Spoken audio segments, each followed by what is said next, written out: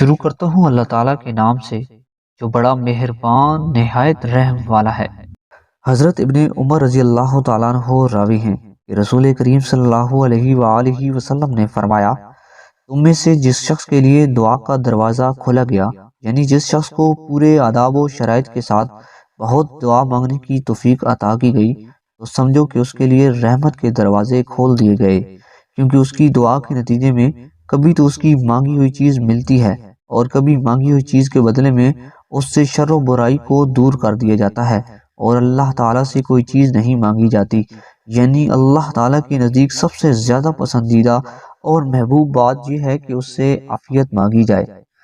تشریح: حدیث کے آخری جز کا مطلب یہ ہے کہ اللہ تعالیٰ عافیت مانگنے کو بہت پسند کرتا ہے، عافیت کے برابر اور کسی چیز کے مانگنے کو پسند نہیں کرتا۔ عافیت کے معنی ہے دنیا و آخرت کی تمام ظاہری اور باطنی غیر پسندیدہ چیزوں، تمام آفات و مصائب، تمام بیماریوں اور تمام بلاؤں سے سلامتی و حفاظت۔ لہذا عافیت دنیا و آخرت کی تمام بھلائیوں پر حاوی ہے۔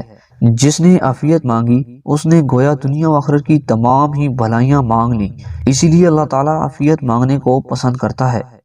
حضرت ابو ہریرہ رضی اللہ تعالیٰ عنہ راوی ہیں کہ رسول کریم صلی اللہ علیہ وآلہ وسلم نے فرمایا،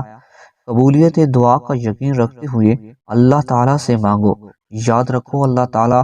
غافل اور کھیلنے والے دل کی دعا قبول نہیں کرتا، یعنی اس شخص کی دعا قبول نہیں ہوتی جس کا دل دعا مانگتے وقت اللہ تعالیٰ سے غافل اور غیر اللہ میں مشغول ہو۔